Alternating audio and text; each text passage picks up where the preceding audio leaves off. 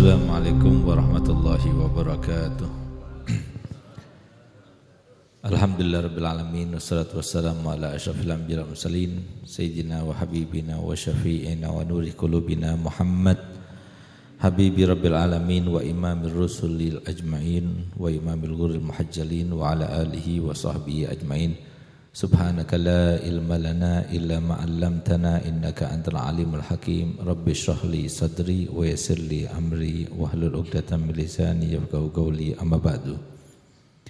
Yang sama-sama kita muliakan para asatidzah, para alim ulama, para tokoh masyarakat, para tetua dan juga hadirin hadirat yang dimuliakan Allah Ta'ala, khususnya sahibul hajah Bapak Khairul serta keluarga besar Ustadz Haji Faisal, Ustadz Faisal yang mendapatkan anugerah daripada Allah Ta'ala berupa kenikmatan seorang anak laki-laki yang dikasih nama Muhammad Syauqi Hasan. Semoga anak yang sekarang ini diakikai menjadi anak yang soleh, anak yang berkah, anak yang patuh pada orang tua, anak yang membanggakan kedua orang tuanya, nusa maupun bangsanya. Dan semoga kita semuanya yang telah menghadiri undangan ini sesuai dengan perintah dan anjuran Nabi kita Muhammad SAW, termasuk daripada haknya seorang muslim dengan muslim yang lainnya, ketika kita diundang kita datang. Semoga tatkala nanti kita mengundang, kita juga akan didatangi oleh saudara-saudara kita, sehingga hal itu akan membuahkan keberkahan bersama-sama. Dan insyaAllah semoga dengan berkat kita menghadiri undangan saudara kita dan menyenangkannya, semoga tatkala kita meninggalkan tempat ini, dosa-dosa kita diampunkan, hajat kita dikabulkan, penyakit kita disembuhkan, segala macam rintangan, muskilah, problem dan sebagainya semoga dilampangkan oleh Allah Ta'ala. Dan semoga kita semuanya termasuk yang dipilihnya menjadi hamba-hambanya yang meninggalkan dunia yang penuh dengan kesengsaraan ini, ujian ini, cobaan ini dalam keadaan husnul khatimah. Amin amin ya rabbal alamin. Masyaallah muslimin rahimakumullah. Sudah barang tentu kita pasti menyadari, memahami dan mengetahui bahwasanya semua syariat yang dibawa oleh Nabi kita Muhammad SAW tujuannya itu adalah untuk membawa misinya, di mana misi Nabi bukan untuk diri beliau, bukan untuk keluarganya, bukan untuk kabilahnya, tapi misi yang dibawa oleh Nabi SAW adalah rahmatan lil alamin. Yang misi daripada rahmatan lil alaminnya Nabi kita Muhammad SAW itu adalah membawa kebahagiaan, membawa kesejahteraan, membawa manusia kepada keamanan dan kesentosaan. Itulah maksud daripada syariat ini.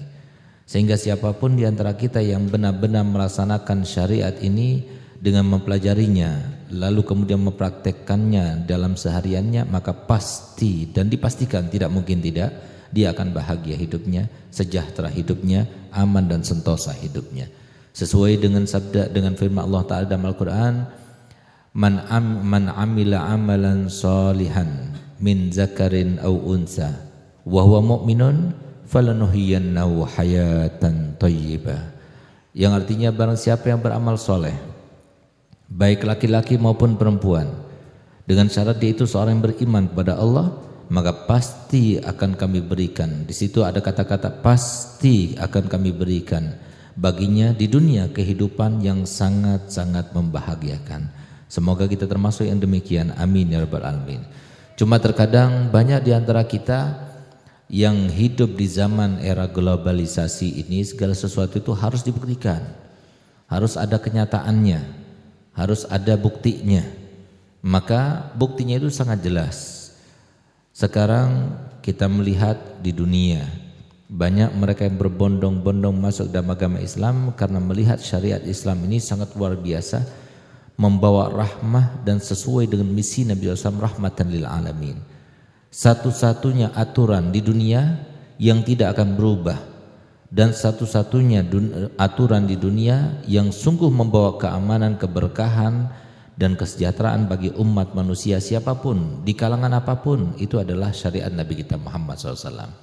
Itu telah ditegaskan melalui sebuah penelitian oleh kalangan Kristiani, oleh kalangan Yahudi, oleh kalangan Buddha, Hindu dan sebagainya, semua agama telah membuktikan ternyata agama Islam ini adalah agama yang benar-benar santun, benar-benar membawa hikmah dan kesejahteraan bagi umat manusia. Hanya saja banyak di antara kaum muslimin ini yang kita ini Islamnya itu adalah Islam peranakan, Islam keturunan. Berbeda dengan Islam yang di luar sana. Makanya beda status kekuatan, keimanan, ketakwaan mereka yang lahir sebagai seorang muslim dengan mereka yang baru mu'alaf. Karena mereka tidak gampang untuk berpindah kepada agama yang lainnya kecuali setelah suatu gejolak yang ada di dalam jiwa, di dalam hati. Mereka itu setelah melalui suatu perubahan di dalam jiwa mereka, gejolak di dalam diri mereka, maka mereka benar-benar tahu dan membuktikan, oh ternyata Islam ini adalah sesuatu yang sangat luar biasa. Islam ini bukan seperti yang dikoar-koarkan, yang difitnahkan di luar sana bahwasanya Islam adalah agama teroris dan sebagainya. Ternyata agama yang benar-benar menjaga kebersihan, yang benar-benar menjaga keamanan, yang benar-benar menjaga akhlak moralitas di antara kita sesama, sosial, semuanya itu diperhatikan dari mulai kebersihan, keamanan, kesejahteraan, kerukunan, umat beragama dan sebagainya, semuanya dijelaskan dan diajarkan oleh Nabi kita Muhammad SAW dalam syariat ini. Di antara yang diajarkan yang telah sampai kepada kita itu adalah kita diperintahkan oleh Allah SWT melalui lisan Nabi kita Muhammad SAW. Jika kita mempunyai seorang anak, maka sunnah kita untuk melaksanakan akikah. Kalau anak yang dilahirkan itu berupa seorang anak laki-laki, seperti yang sekarang kita laksanakan akikahnya, seorang anak laki-laki yang bernama Muhammad Syauqi Hasan, maka disunnahkan bagi kedua orang tuanya itu untuk menyembelih 2 ekor kambing sebagai tanda syukurnya terhadap nikmat ini. Tapi kalau seumpama yang dilahirkan itu ada seorang wanita, maka disunnahkan bagi orang tuanya yang mampu untuk melaksanakan akikah dengan 1 kambing. Sedangkan aturan di dalam agama Islam ini adalah mampu tidaknya itu dalam waktu 40 hari. Kalau masih dalam waktu 40 hari orang tuanya itu mampu, lalu dia tidak mau mengamalkan, dia akan termasuk dan terjerumus dalam ancaman Nabi SAW. Kullu mauludin marhunun bi'akikatih. Setiap anak itu akan digadaikan kebaikannya, syafaatnya, segala hal yang diharapkannya terhadap anak itu tergantung kepada akikahnya. Kalau diakikahkan, semua harapannya terhadap anak itu akan terlaksana. Kalau dia meninggal di masa kecil, dia akan dapatkan syafaatnya. Tapi kalau tidak, tidak. Itu kalau dia itu mampu tapi tidak mau melaksanakannya. Tapi kalau dia itu tidak mampu, sampai 40 hari dia tidak mampu, maka sudah gugur tuntutan yang semacam itu. Kenapa? Itulah agama Islam. Tidak ada yang memberatkan sama sekali. Sesuai dengan firman Allah Ta'ala, wa ma ja'alallahu alaikum fid dini min haraj. Allah sama sekali tidak menciptakan dalam agama ini sesuatu yang menyulitkan. Tidak ada, semuanya mudah, semuanya gampang. Bisa, mampu kita laksanakan, enggak bisa maka tidak wajib untuk kita melaksanakannya, atau tidak sunnah atau tidak dituntut kita untuk melaksanakannya. Tapi sebagian ulama untuk berlandaskan kepada firman Allah yang berbunyi la in syakartum la azidannakum wa la in kafartum inna azabi lasyadid, barang siapa yang bersyukur di antara kalian maka pasti akan kami tambah kenikmatannya. Dan juga dengan landasan bahwasanya kalau seumpama setiap anak itu tidak diakikahi, maka dia tidak akan mendapatkan kebaikannya. Maka supaya orang yang tidak mampu itu juga mendapatkannya, ada sebagian ulama yang berpendapat bahwasanya kalau seumpama anak itu laki-laki, boleh kita menyembelih walaupun 2 ekor ayam. Kalau perempuan 1 ekor ayam. Jadi ini merupakan sebuah solusi bagi kita. Apapun itu sunnah maupun kewajiban yang disyariatkan oleh agama, pasti ada solusinya, pasti ada keringanannya. Dan Allah Ta'ala Maha Adil, tidak ada sesuatu yang menyulitkan dalam agama ini. Selain daripada akikah yang disunnahkan oleh Nabi SAW, dan Nabi SAW telah melaksanakannya untuk cucunda tercinta Sayyidina Hasan dan Sayyidina Husain, begitu pula Sayyidatuna Umamah putri daripada Sayyidatuna Zainab yang sudah dilaksanakan akikahnya langsung oleh Nabi kita Muhammad SAW. Maka ada beberapa sunnah juga yang disunahkan ketika seorang muslim mendapatkan anugerah berupa anak. Yang pertama, ketika dilahirkan maka kita disunahkan untuk mengazani di telinga kanannya dan mengiqamati di telinga kirinya. Dengan harapan yang melaksanakan semacam itu, kata Nabi SAW dalam hadisnya, anak itu akan diselamatkan daripada Ummus Sibyan.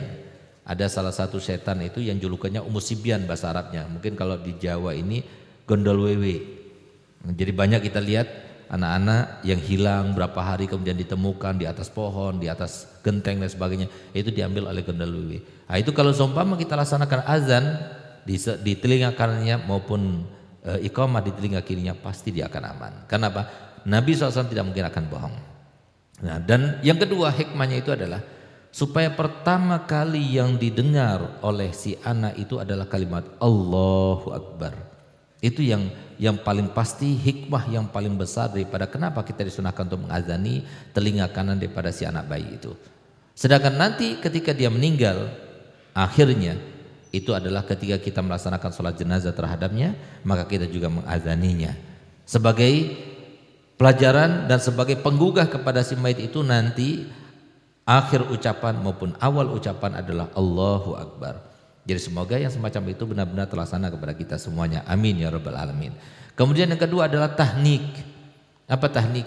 Jadi tahnik itu membawa madu, membawa kurma dan sebagainya yang dimasukkan ke dalam lidahnya seorang yang alim, seorang yang soleh, seorang yang wali, kemudian dikunyah sampai halus lalu dimasukkan ke dalam mulutnya si bayi. Itulah yang dilakukan oleh para sahabat Nabi. Bahkan diriwayatkan oleh sahabat Abdullah bin Abi Talha bin Ubaidillah, beliau itu ketika dilahirkan masih merah, begitu lahir dari rahim si ibunya itu langsung dibawa oleh Nabi SAW.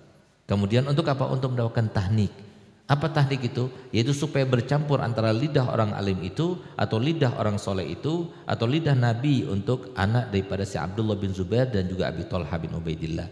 Dengan harapan keberkahan itu menyatu dengan badannya. Pertama kali sesuatu yang tertelan di dalam mulut anak itu adalah sesuatu yang terkait dengan keberkahan dan ketaatan daripada seorang wali, seorang nabi maupun seorang yang soleh. Kemudian diantara yang disunahkan juga oleh Nabi kita Muhammad SAW adalah kita itu menggundul rambutnya. Nah, ini adalah sesuatu yang paling jarang dilaksanakan oleh kaum muslimin masyarakat Indonesia ini. Jadi mereka memotong rambutnya benar tapi cuma secara simbolis. Tapi secara simbolis pun itu juga tidak sesuai dengan sunnah. Kenapa? Simbolis saja tapi kemudian tidak diteruskan. Kalau simbolis teruskan ya silahkan, bagus sekali itu. Jadi misalnya simbolisnya ketika kita giam tadi kita potong rambutnya. Nanti setelah itu esok hari besok ataupun nanti setelah selesai acara kita gundul rambutnya semuanya. Kemudian tidak cukup digundul saja, tapi kemudian rambut hasil daripada gundulannya itu ditimbang. Kalau seumpama 2 gram berarti kita disunahkan untuk bersedekah dengan uang tunai seharga emas 2 gram 24 karat. Dan itu semua kalau semua dilaksanakan sebagaimana dikatakan oleh para ulama terdahulu, maka cukup, tidak perlu untuk kita imunisasi, tidak perlu. Imunisasi itu banyak khilaf. Di antara para ahli medis pun juga banyak terjadi perbedaan pendapat, ada yang membolehkan, ada yang tidak membolehkan. Dan kita lihat sendiri banyak anak-anak sekarang yang bermacam-macam penyakit yang diidapnya, padahal maksud daripada imunisasi itu untuk menjaga supaya anak itu tidak gampang sakit. Tapi nyatanya justru penyakit sekarang lebih banyak daripada zaman dulu. Kita tanyakan orang tua yang ada di antara kita sekarang ini, dulu waktu kecil pernah imunisasi tidak? Enggak pernah, tapi sehat, panjang umur.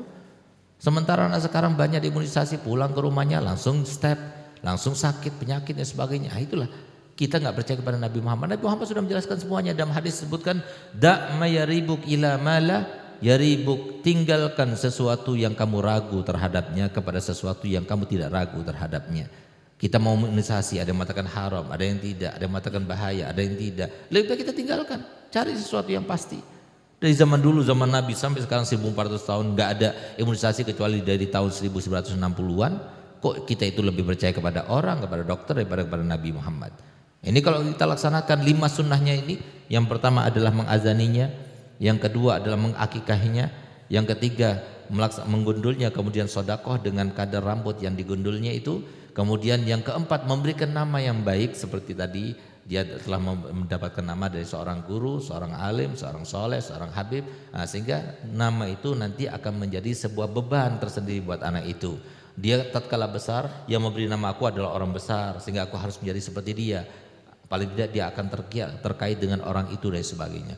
Kemudian yang kelima adalah kita disunahkan untuk tahnik, dan yang terakhir adalah kita berdoa kepada Allah Ta'ala semoga anak yang dilahirkan, begitu pula anak kita termasuk anak-anak yang soleh, anak-anak yang banggakan dua orang tuanya, anak-anak yang menjadi jariah buat kita semuanya, anak-anak yang aman daripada fitnah akhir zaman, anak-anak yang benar-benar membanggakan nabinya, kemudian orang tuanya, lalu nusa dan bangsanya, dan anak-anak yang nanti ketika kita berada di akhirat akan diangkat derajat kita karenanya, akan diberikan syafaatnya dan akan diberikan kebahagiaan karenanya. Dan semoga kita semuanya termasuk yang senang hidup di dunia, senang hidup di akhirat, senang hidup di alam barzah, senang hidup di alam mahsyar, dan insyaallah semoga kita termasuk yang senang ketika dimasukkan dalam surga karena bersama Nabi Muhammad SAW.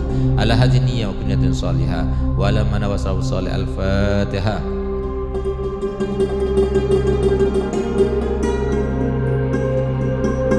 Kurang lebihnya saya mohon